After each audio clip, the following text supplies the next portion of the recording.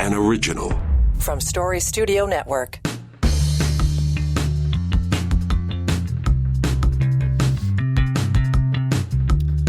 Well, here we go. Look at that. It is the penultimate day of May 2024. It's Now and Next. Dave Trafford here with you. This is the flagship podcast for Story Studio Network. Yeah, it kind of keeps me busy. Just a reminder, tomorrow, Friday, means it's On the Ledge Day. That's the Ontario Politics Podcast.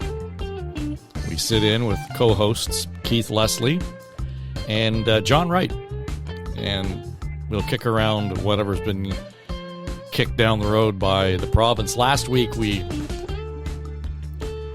sort of finished off with the self-congratulatory announcement that the Ford government made about we're finally going to get beer out into more of the grocery stores and so on. We're going to accelerate that move. And there was all kinds of buzz around that being the signal that the Premier's ready to go to the polls. Not sure. And I posited that, well, you know what? I don't think people really care about the cost of this. After they rolled out the costs, they might. You might. This is a priority for the Ford government. So we're going to get Keith and John's take on that. And just a few other things that have popped up on the file at Queen's Park. That's On the Ledge, your Ontario Politics Podcast. If you haven't yet subscribed, do so. And you can do that right where you're listening to this show. Yeah. Spotify, Apple, whatever. Just look it up. And we're ready to go. All right. In this case, today we are going to get into a story. But just before we do, I want to remind you that last week we had our comms crew on, all the veteran comms specialists. And if you haven't listened to it, there was a real kind of interesting little Easter egg of knowledge about our friend Brad Ross. It was in the context of telling the story of Kamala Harris, the Vice President of the United States, using the F-bomb to punctuate comments she was making about breaking down barriers. Yep. Against that backdrop, Lindsay Broadhead told us a little-known story about Brad Ross. I don't know if he was at the city or if he was working for the TTC at the time. But just suffice it to say that the man's jacket lining tells a whole lot about Brad Ross. So you want to go back and listen to that. In this episode, we are going to feature a conversation with a friend of the show, and I would like to say a friend of mine, Quisha Wint. And this kind of is all about superheroes. And the whole idea that superheroes actually make us all stronger. All right, I got about 18 seconds here. The old days on the FM station, you know.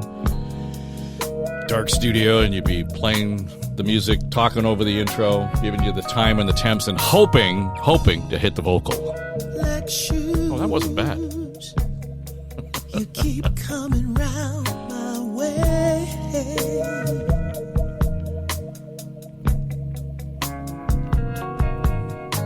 You're looking so now, if I'm not mistaken, this was a production during the pandemic that was released.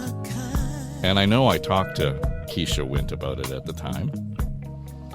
And so for those of you who have been, you know, a companion to the show over the years, you know, you will know that I have, from time to time, had the great privilege and opportunity to talk to Quisha Wint. And we'll get into some of the history, but just off the top, just by luck or design, I had the opportunity to perform with her. And, well, you can hear what her talent's like.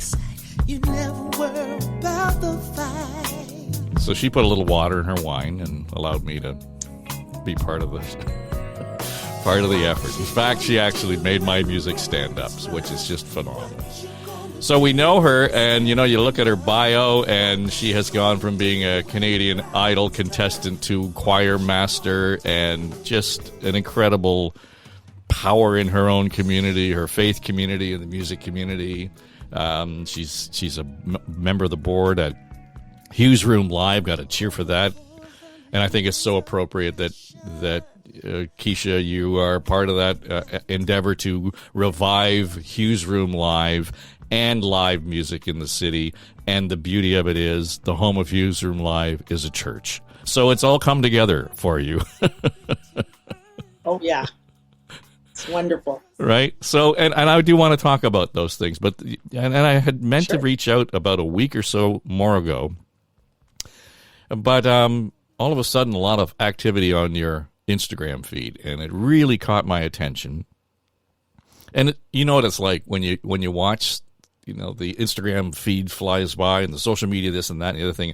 And I don't know if it's like you, but sometimes I feel like I'm caught in the middle of a conversation, a really passionate exchange of excitement or whatever it might be going on. And that's how I felt when I was reading your posts. But what became clear to me pretty quickly is that you were an organ donor, and it was in order to basically save the life of a young girl that you happen to know. Yes.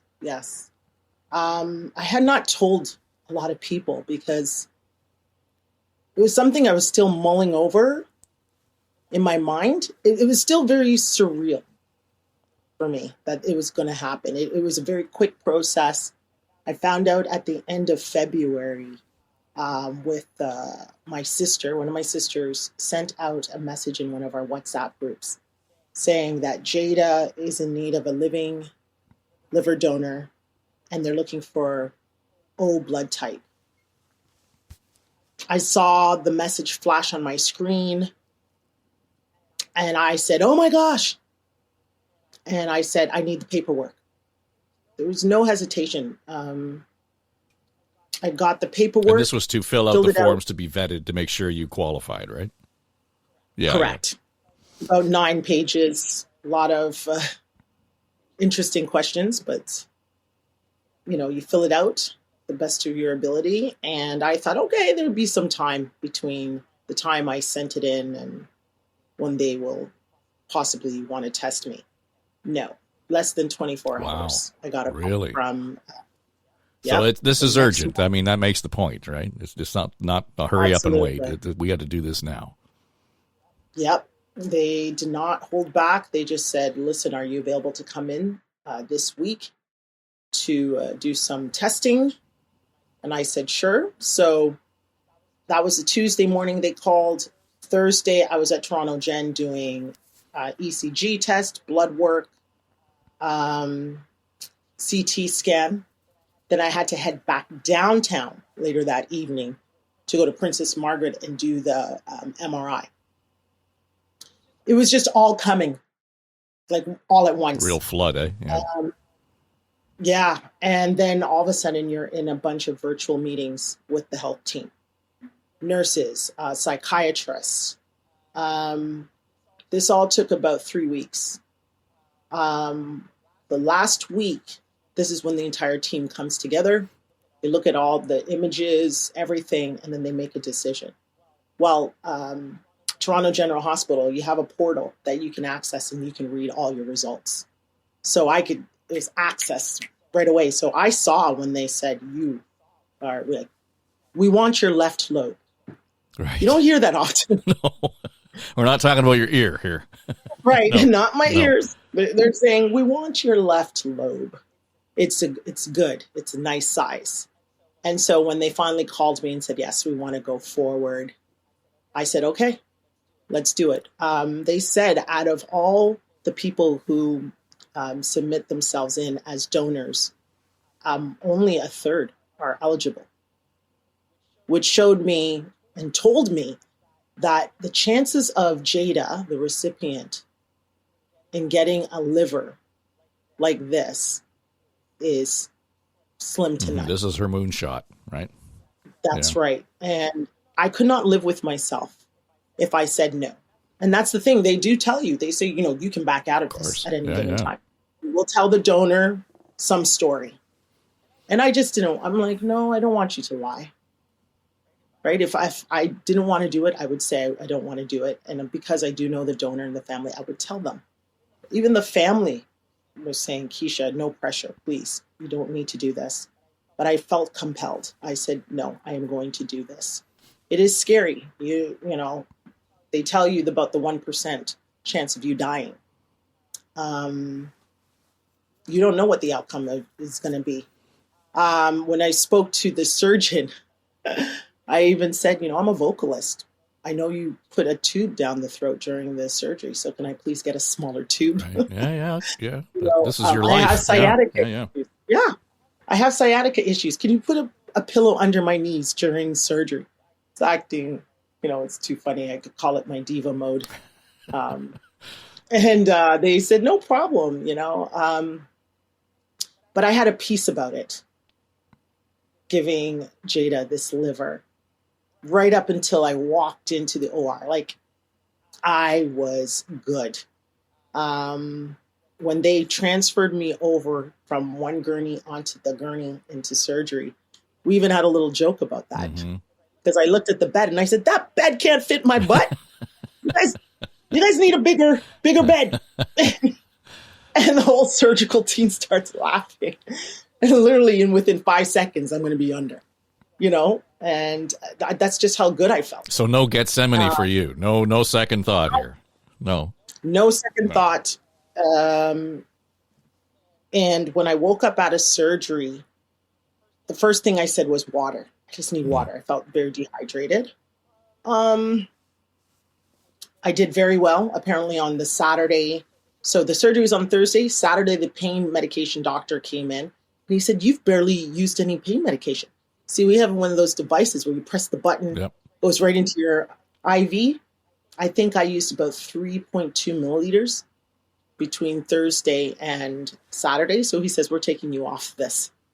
So I was doing very well. So I ended up leaving the hospital on Monday and have been recovering at one of my sister's homes. So this is all in the last couple of weeks then, last 10 days or so? Yes. Right. Yeah. Oh, yes. So this all happens very quickly. A colleague and a contributor to the show, Bob Reed, he went through a similar circumstance with a family member, again, somebody he knew, donating a kidney. And it was, same thing, live donor, and he described similar process to you. But what I realized and I learned from Bob's experience is that, particularly with the kidney donation, is that the donor oftentimes has a harder time recovering than the actual recipient because it's harder on the body in that case. How is that with you? And I mean, is that a similar experience for you? Well, the health team told me, they said, what we're really doing is we're making you sick. Right. So that someone else can be well. Yeah. Good point. And I said, yeah, I get it. But I said, I'm strong. I'll get over it. I've had to deal with back pain issues. The only way I can describe it is if I was in labor with a baby. It's just throbbing back pain. Gas issues as well. So I think because they removed my gallbladder as well. Apparently this is routine with an operation like this. So I feel like my body's just still adjusting. Also, sweat. I will be drenched in sweat 5 times a night. And that's because I believe the internal organs, they're trying to figure out what in the world's going on. It's like I'm having an internal fever. Right. And it's coming out in my pores. But you're not expressing a fever if we put one under your tongue there and correct. Check you out. My temperature is fine. So it's just been the back pain, but they give you some good medication for that. Mm-hmm. And you have to make sure you don't get addicted to it. So I stay on it, like do what is recommended, which is every 6 hours rather than try to take it earlier. If I'm in a bit of pain, I just walk it off until I can. But yeah, there's a lot that they just tell you, don't be a hero. take the pain medication when you need it. But there's no description to what the pain is going to be like, because I believe everybody deals with the pain differently. I think my pain threshold is quite high. So have they given you more or less a timeline in terms of your recovery, when you can kind of get back to doing your routines or your exercise or your gigging and all that kind of thing? Because it all depends. So, for example, I cannot lift anything over 10 pounds for the next 2 months, which is absolutely fine. So the roadies are going to take care of all the load in, load out. That's right. That's right. And this is one of the reasons why I just said, you know what, I need to stay at my sister's house, because if I was home, you'd be doing I would be vacuuming, I'd be doing things I shouldn't be. I'd have to go grocery shopping. I'd be lifting things. I said, it's better for me to be somewhere where I know I don't have to do all that stuff. What else? Singing. I was singing in the hospital. My roommate, his name is Dave. We were talking, and he had a lung transplant. Wow. One lung. And he said he sings in a barbershop quartet. He's in his 70s. So the last day that I was there, he said, Quisha, would you sing with me? Because he found out I was a singer. And I said, yeah. And him and I have it on video. Oh, nice. We were singing Amazing Grace together in harmony. So now you're the therapist. You're the in-house therapist as well. Yeah, wow. And I told him, I said, I'll come and look for him when I'm a bit better, because he was in the hospital already for about 3 weeks so far at that point. So I know he still has a bit more time left in there. So I'm going to go look for him at TGN. But I was singing pretty much right away, 4 days later. So my voice is fine.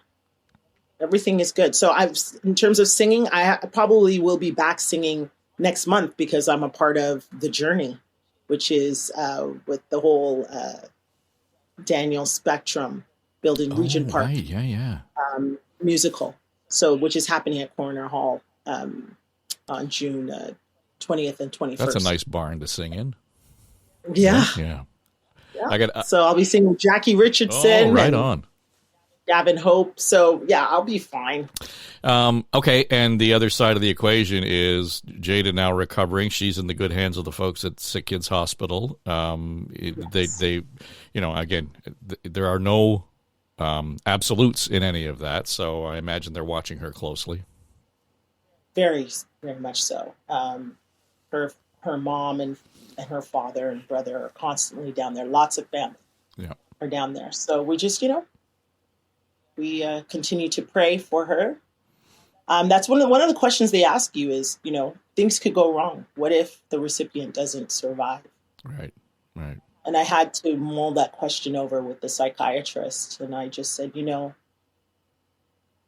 all I know is I could just think about that I've done everything I could. Yep. Well, you've done more than most of us, so... Yeah. Let's face it. That puts you in I know you already knew Jada prior, but all of a sudden that deepens and changes your relationship. Holy cow. It does. It really does. And with all that she's going through right now, it's hurting me. I want more understanding as to why this is happening. But I just feel in my heart of hearts she's going to pull through.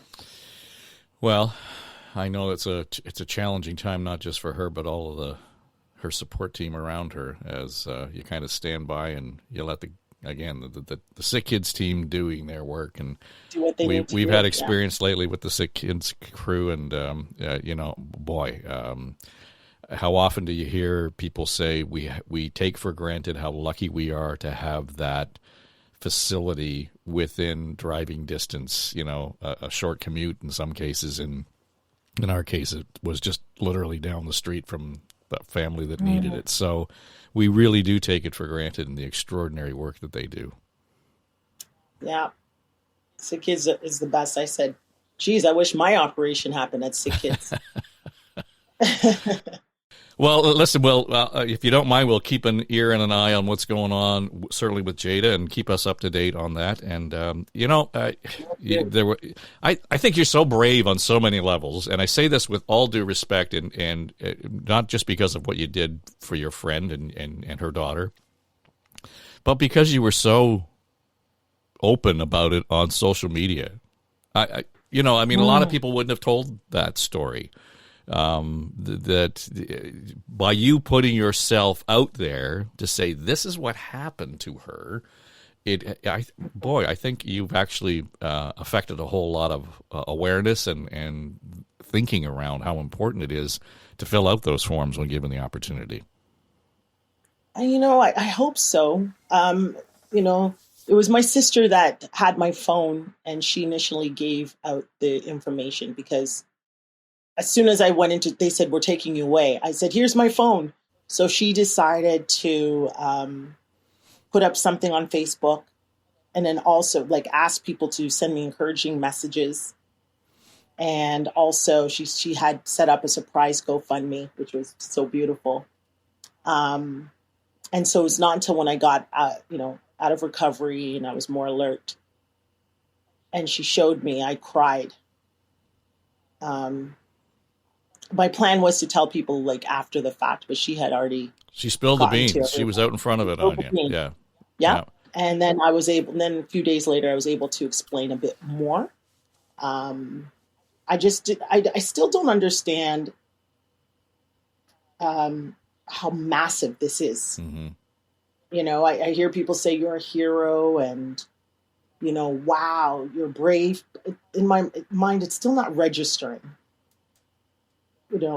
how impactful this has been for many people, even including myself. So I'm just hoping that more people will be brave and want to save a life.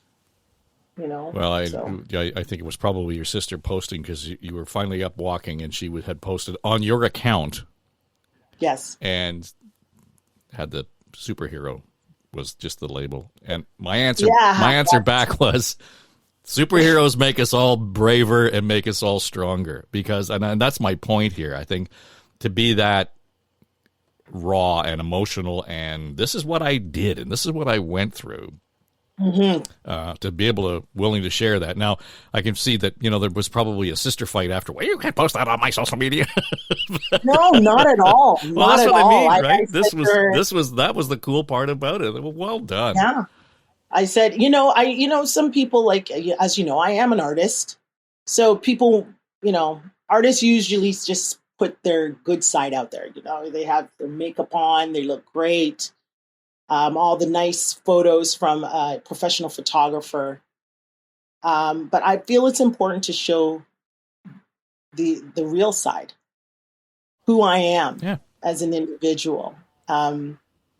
And so when she posted the video of me walking for the first time after surgery, I was like, yeah, why not? This is my journey. This is a part of my life. Right. And who knows, you might hear some new music come out of all I was just going to ask you about that. No, really. I think the last time we talked, we were in the middle of COVID, and you had released Black Shoes, and there was a whole, this whole challenge of producing remotely. And I know at some point you guys were as fast as you could when allowed, the lockdowns kind of relieved, get into the same room and do your thing and then go back and away. But you're not alone. I've talked to so many musicians and artists and people who work and make livings in the theater, the challenge that you had. And I asked you at that time, I said, what will inform your music out of COVID? This is another circumstance that I can see. There's a whole suite of music that's going to come out of this from you, just to express the experience. Yeah, I truly believe so. Once I'm a bit more healed up, and I feel like it's just going to be flowing out of me more and more so. Well, I'm guessing that's already grinding through there. That you got popcorn ideas going on. Yeah. Oh, yeah. Little ideas all the time. Exactly. Not to make a hard turn on this, but I do want to talk about, and the reason I was reaching out, or had intended originally, was to talk about Hughes Room Live, and I'm excited to see that it's back up, it's running, it's robust to the point where it's got live music and programming, and you're involved in that. But it's worth noting there's a lot of money that has to be raised to keep this thing on the rails, right? Absolutely. Absolutely. So yes, we're back. It's a great venue. Best listening room in Toronto. So we bought the venue last July, and we have presented at over 110 shows since we opened our doors. And this is on Broadview. We're in the Broadview, 296 area, right? Broadview Avenue. Yep. Lots of wonderful artists, sold out shows. We're doing very well.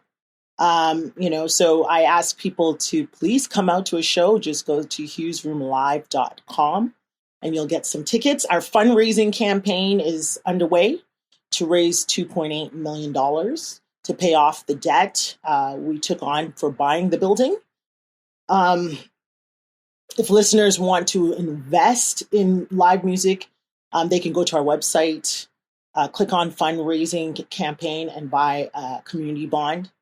And all the figures are there. I feel that people will feel good about being part of that, the campaign, by bringing back live music, by being a part of it. We're putting together a lineup for the fall right now, which is incredible, like including legendary Tom Rush on October 25th and 26th. And one of my favorites, Jane Siberry, on November 26th and 27th. I had first time I saw Jane Siberry was at, I think, the Northwinds folk festival. Oh yeah. And this is sort of down at the island in between the times when Mariposa was off and on and off and on. And Suzanne Vega was at the same festival. Oh. So it was around that time. But Jane Siberry stood out in those days, and this would have been back in the early 80s, as the most, and I say this with capital letters and italics, interesting artist I had ever heard, period. And just in terms of the music that she produced. But when she was live, it was the funniest thing. At the festivals, they'll always do a workshop, right? Yes. And the songwriters get down and they'll play a couple of lines from a song. And this is how it worked, and this is how I built it. And she just pulled out this little scrap of paper and sat on her chair, didn't have a guitar or anything, and just talked about the lyric and then rolled up the paper and put it away. That was it. It took her about 37 seconds to talk about her process, and I thought, wow, what an imagination, what a brain, what a talent, you know? Oh, yeah. Well, my first experience with Jane Siberry was the movie Pay It Forward with Kevin Spacey, what's her name? Jamie Lee Curtis, and what's his name? Oh, Haley. I can't remember his name right now. But anyhow, I got to sing with her the closing song, which was the candle vigil at the end of the movie. Katie Lang was supposed to do the duet with her, but she couldn't come to the studio. And so they said, Quisha, are you able to do it? Because I was part of the choir part. And I said, yeah. So I did a duet with Jane Siberry for that movie. So there's two versions out there. If you look at it on YouTube, you'll see one that's from the movie. That's my voice. And then there's a copy with, of course, Katie Lang and her singing. Just for context, and those were the days when Katie Lang was hanging around. She was wearing granny boots and the funny the farm dresses. Remember that outfit? So yeah. Oh yeah. It was quite a collection of when you think about the women who were coming up and informing music at the time. Yeah, incredible artists. So. Sorry, I got you off track. That's okay. Jane's coming to Hughes Room Live. Yeah, November 26th and 27th. So yeah, things are just working out very, very well. We have such a strong board.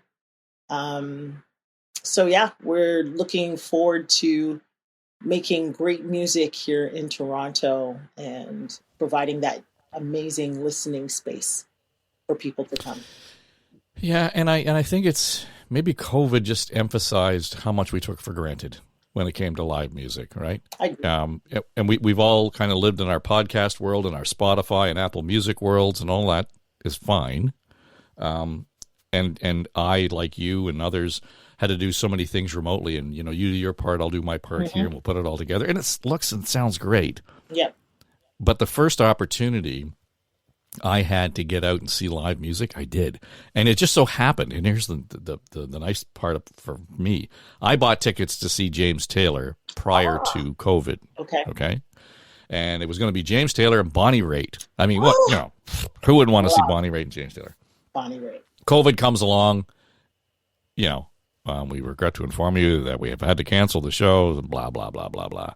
Anyway, I was smart enough not to tick the box to say I wanted a refund. Mm-hmm. I just wasn't really that smart. I just overlooked it and wasn't paying attention. Yes. Turns out 3 years later, whatever it is, 2.5 years later, I get James Taylor's coming back.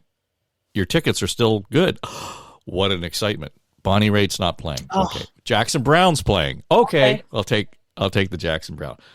But the energy and you know this, but the energy and the actual connectivity and the connection, not just with the musician, but the room. And now it was Scotiabank Arena, but it felt like a tight-knit community for a bunch of reasons, not the least of which it was like a sing-along with James Taylor. Yeah.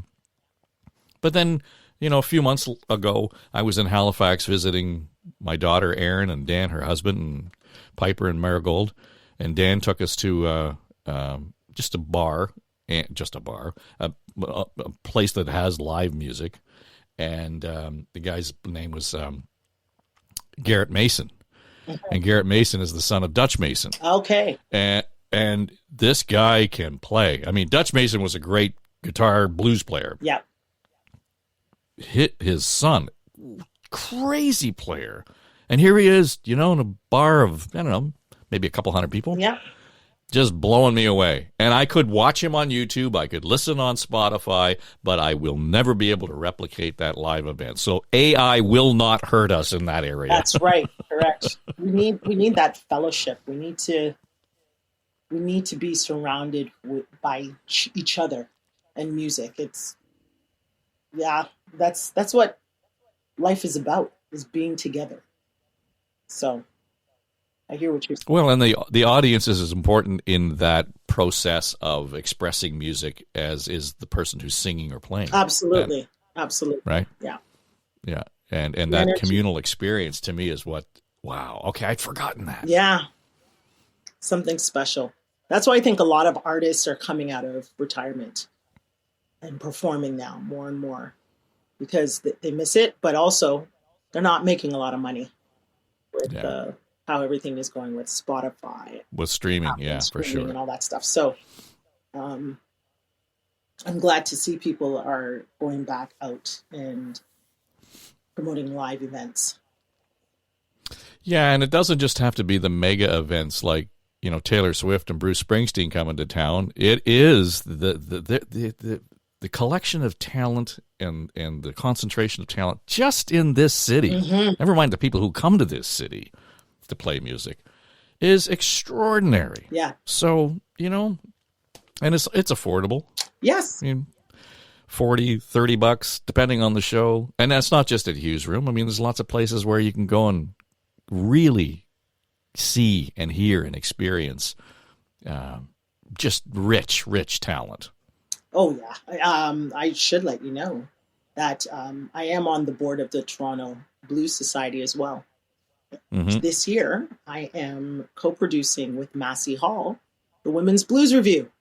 Oh, right on. So that's always a good show. Oh, yeah. Now, you've performed in that before, right? I have. Back during the pandemic. It was 2021. I performed, and it was at the Roy Thompson Hall. And I performed there. So, coming back. Yeah, indeed. Well, it's the whole theme of this show. This episode has been about recovery. Yes. Quisha, it's great to catch up. Congratulations on your heroism. Good work at Hughes Room Live. And thanks for taking time out of your recovery to talk to us today. This has been great. Thank you, Dave. Thanks for having me. Always a pleasure to talk to you. Indeed, Quisha Wint, and we will put details of her activities in the show notes. So for those of you who want to catch up, by all means. And I had alluded to Quisha joining me, or allowing me to join her, as the case may be, I wrote a show about Martin Luther King, and it was based on his speeches and, the commentary that he had offered up during his life, and turned it into a sort of, I call it a concert with context, or a musical essay if you want. It's not a biography, but there's about 15 songs and commentary that tell this story of I guess, really King's call. I mean, his own call, his own vocation, his calling, that is. And Quisha was good enough to step up and be part of that show at one point. This is pre-pandemic. And it was kind of fun to be able to have that firepower behind the work that I was doing. So she and Bo Dixon were also involved, and it was a fun thing to do. So I have threatened to resurrect that. It got stalled because of COVID for obvious reasons, but would like to bring it back, and it would be great to have Quisha's involvement there. So all of that, I will include the show notes, the Hughes Room Live bit. If you want to be a donor, please do that. We need the live music in the city, and we need a vibrant community that's going to support that. And if you can't buy tickets, you know what? Maybe you can make a donation. So that would be really helpful too. So we will put all of that in the show notes. Just check it out wherever you're listening. The show notes are attached to this podcast, and you can find out all the details there. Make the donation, find out more about Quisha, whatever. If you've got a comment, we'd love to hear from you, especially if you've been through the organ donation issue. Maybe you're a recipient. Maybe you are a donor. Maybe you have questions about it. Anyway, we'd love to hear what your experience has been. So you can leave us a comment there, or again, you can always find me on the socials at Dave Trafford on Facebook, LinkedIn, Instagram, Threads, and X. And that will do it for this week. On Now and Next, it's the flagship podcast for Story Studio Network. Pay no attention to that man behind the curtain. Now and Next is Story Studio Network's flagship podcast, produced by our chief executive producer, Dave Trafford, and supported by our entire SSN team, including our senior producers, Becky Coles and Jen Hudson, our technical producer and audio editor, Mike Trutler. Jamie Nickerson is our production manager, and our sonic logo designer is Greg McDonald. Also, I'm Erin Trafford, Queen of the Universe. And that's all I have to say about that. Okay, everybody, that's a wrap. This is SSN. Story Studio Network.